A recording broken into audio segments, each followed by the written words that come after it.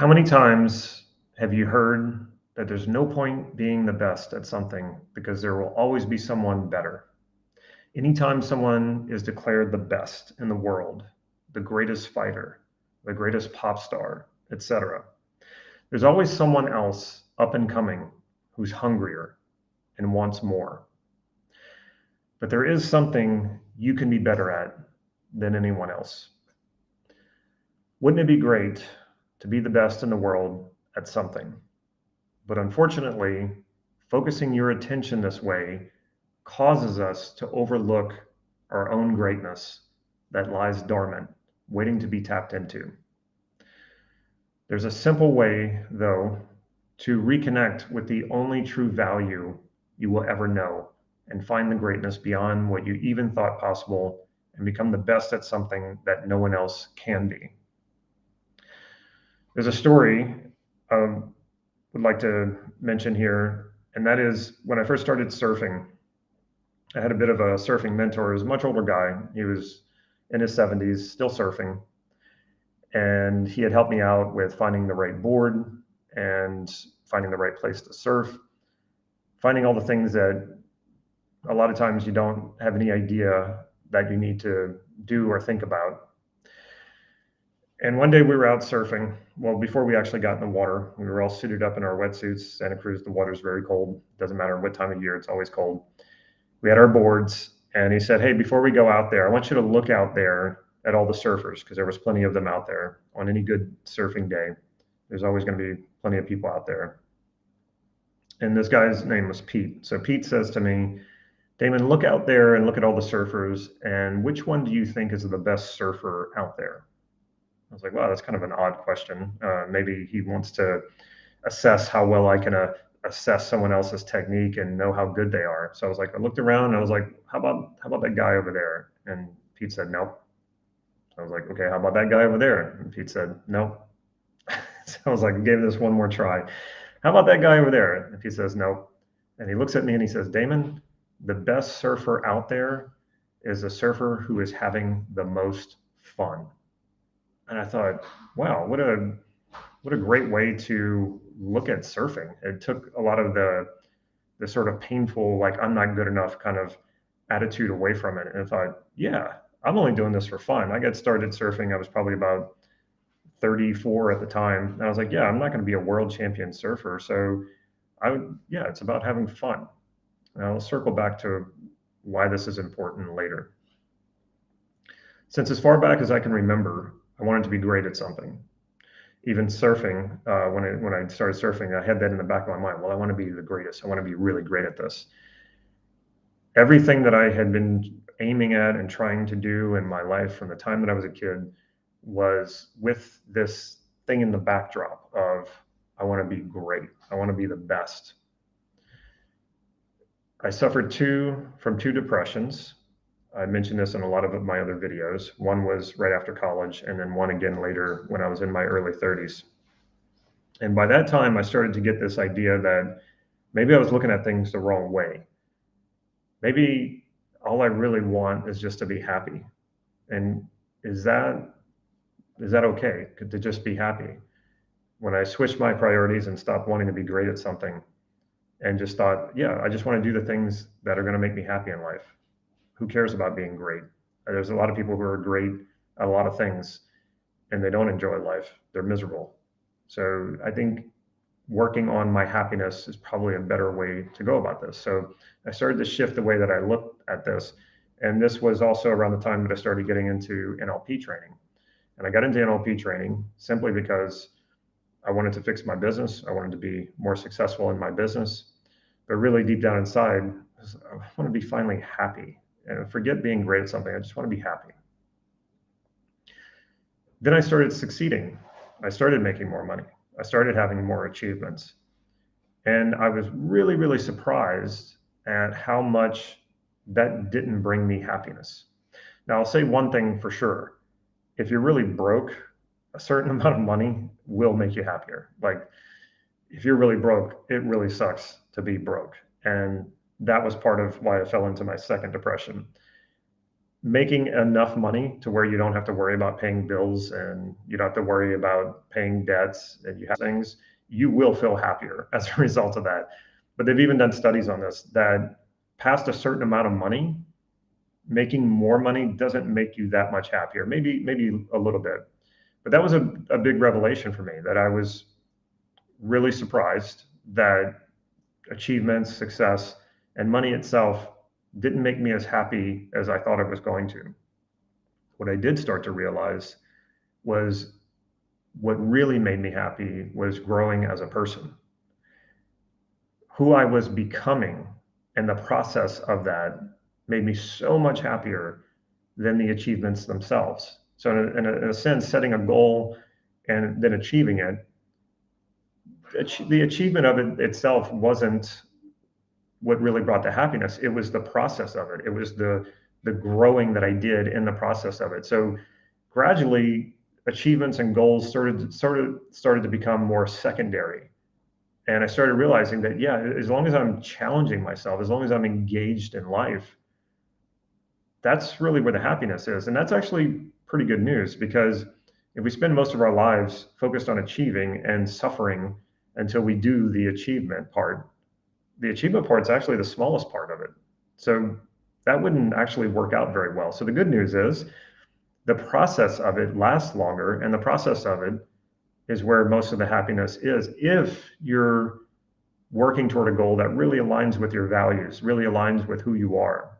We can chase plenty of goals that don't have anything to do with who we really are. It has a lot to do with what other people think is important, or status, or self-importance, or just getting attention. And that the process of achieving those goals is not going to bring you much happiness, if any at all. Then something really interesting happened around this time. And this was around the time that I started my YouTube channel. It was like about a month after I started my YouTube channel in 2017. The singer, Chris Cornell, died. Now, Chris Cornell, if you don't know who he was the singer for Soundgarden.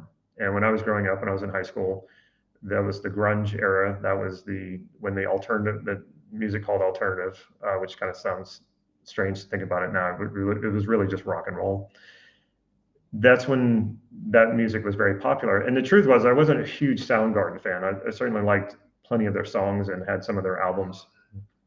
And then the band broke up, and then Chris Cornell, who's an amazing singer, went off on his own and was extremely successful. And then he took his own life. And it really made me stop and think, because here was a guy who had not a one, he wasn't a one-hit wonder by far. He was extremely talented musically, vocally. From all reports, he was also a very nice guy, a very generous guy. He had a great family. He was married, had been with the same wife for quite some time, had 2 kids, I believe. He was also incredibly good looking, famous, talented, had all the money he could possibly want, all the fame he could possibly want, and the guy takes his own life. And I knew that all those things don't necessarily make a person happy. I knew that. But for some reason, when he took his own life, it really hit home in a way that had never hit home before. Of course, I had known of people who I had admired, who were great at something, who were famous or rich or good looking and all those things, and had taken their own lives or fallen into depression. So I kind of knew this, but for some reason, maybe it was what I was going through in my life at the time, but that really hit home. And I realized, okay, it's time to completely let go of this thing. It's time to completely let go of this idea that if I'm great at something, that somehow will make me happy and validate my life, and then everything's okay, because that's just not how it is. All those things can be taken away from you. Fame, money, even your looks fade, after a while. So all of those things can be taken away from you. If that's the source of your happiness, then that will create deep anxiety, because, like I said, those things are quite temporary. It started to really push me in the direction of realizing that focusing on the greatness of others was really a way that we compare ourselves to others. And when we do that, we're always going to feel inadequate.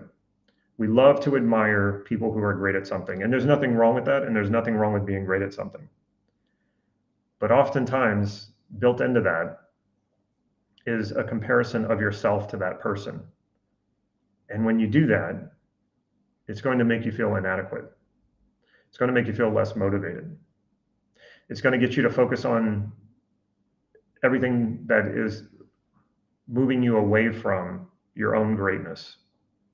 Your journey will never be theirs, and their journey will never be yours. Your journey will never be anyone else's. So the problem for most people is they don't know how to separate their way from the interference of all the ways that have been imposed on us. From the time that we were kids, our parents, our teachers have shown us the standard of excellence and said, this is what I want you to live up to. I want you to be like Sally, who makes straight A's. I want you to be like Mark, who's so well behaved, right? We're constantly shown the paragon of excellence and said, here you go. This is what you should be like. And then we get older, we get into careers, we get competitive, we look at the people around us, who's the best, and then we compare ourselves to that person and we go, wow, I don't know if I'll ever be that, which does nothing good for you. So how are you going to separate this? Well, it's not one simple solution necessarily. I do have a simple method that I'm going to give you, which is what the title of this video is about. The journey and the process and the tools that we need to focus on to separate ourselves, to find out what is important to us versus what is the noise, the interference that we keep hearing, and that is the programming that most of us are still carrying around. How to get separate from that is a process, and it can vary from person to person what tools are actually needed for that. As always, you're going to find in the description below this video, if you're on YouTube, above this video, if you're in Facebook, there's going to be some resources for you there that are free. Feel free to take advantage of them. That's what they're there for. I also did 30 days of lives.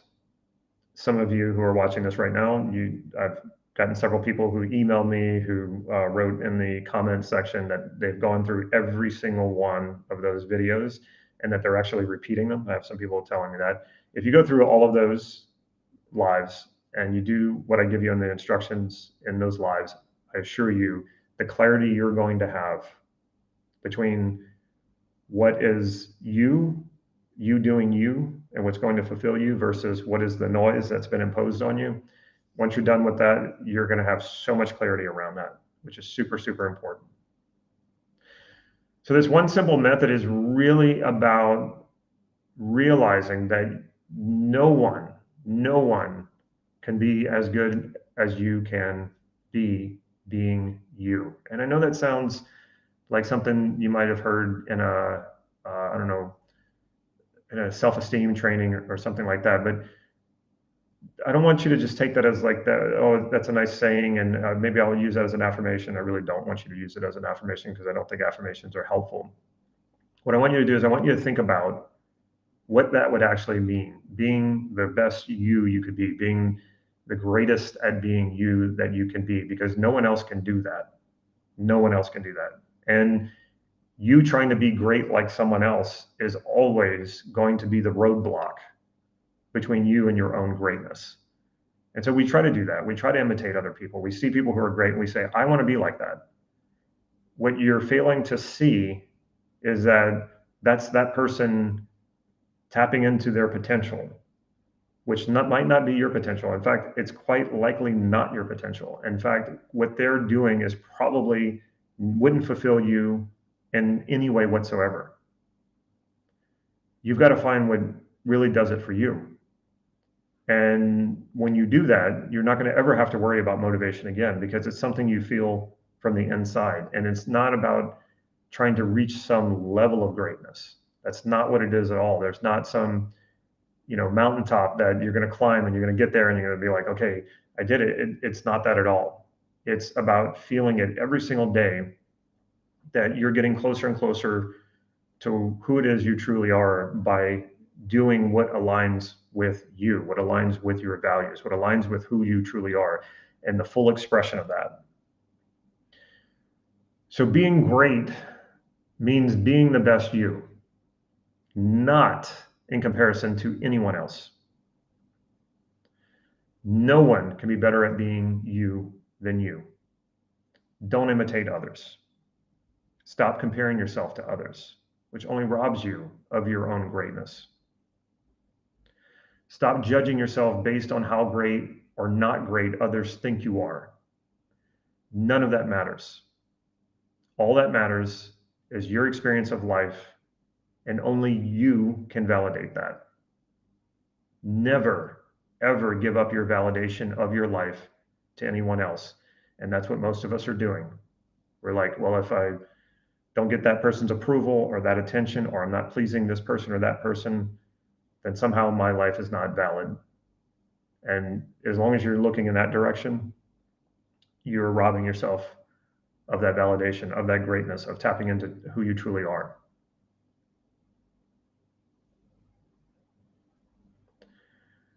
None of that stuff matters. All that matters is your experience of life.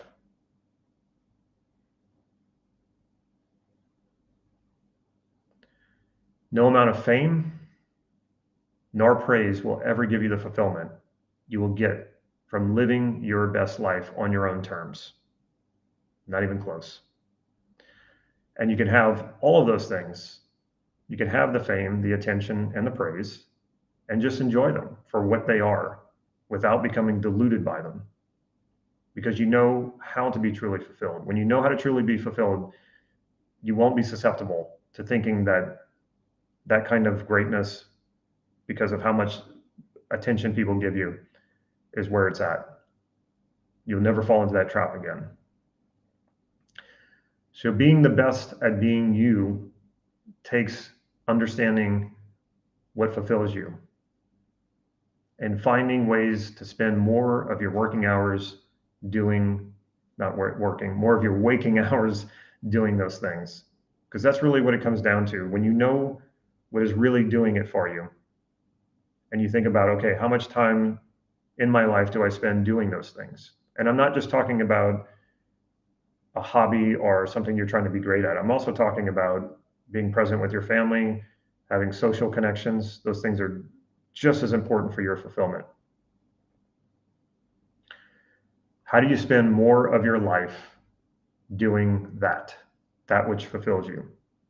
When you are doing that, when you're spending that time focusing on doing that, even if you're not, even at 50%, that is what mastering your life is. That is what being the best you is. So it's setting your attention on, how do I be the best me, living my best life? The clues to that, the direction for that, are your values. If you've watched my videos, you know how much I talk about values, because they are the headlights shining the light on the dark path to finding your way. When you put your attention there, and you put your attention on the day-to-day, how do I spend more time in every day of my life, even if it's just a little bit, even if it's just small increments, how do I spend more and more time doing that? That is what mastering your life is. That is what being your best is. And no one else can do that for you. And no one else can live that for you. And you trying to live it through someone else, or you trying to imitate someone else, is never going to show that to you. It's never going to reveal that to you. You can only do it by your own experience, which means taking action, putting it out there, getting the feedback. And I don't mean feedback just from people. That can be important too. But I mean the feedback of, I try something and what comes back. I just worked with a client who, we were wrapping up a package of sessions, and he was like, I had no idea what a deep journey this was going to be when I signed up for it. And I was like, yeah, you never know how deep it is. And he was hitting an obstacle just as we were wrapping this up, he was realizing he was just hitting an obstacle. It's like, and I've talked about this before, the Stoic, the obstacle is the way. You walk through that fire. The obstacle presents itself. It's not like, oh, the universe is throwing something in your way because you weren't vibrating on the right energy or anything like that. It's like, no, this is something that isn't part of this journey, not something to try to jump around or jump over or get around. This is something that is revealing itself to you because now it is time to deal with it. And so in dealing with it, it brings in that greater fulfillment, and no one else can do that for you. All right. Let's see if you have any questions here. Social comments. Let's see. Okay, great. Hello. Sound is breaking, or is it only on my side? It's possible it could have been on this side, but the internet's pretty good here. Okay, I'm glad it's okay. Cornell had a ton of medications in his system when they found them.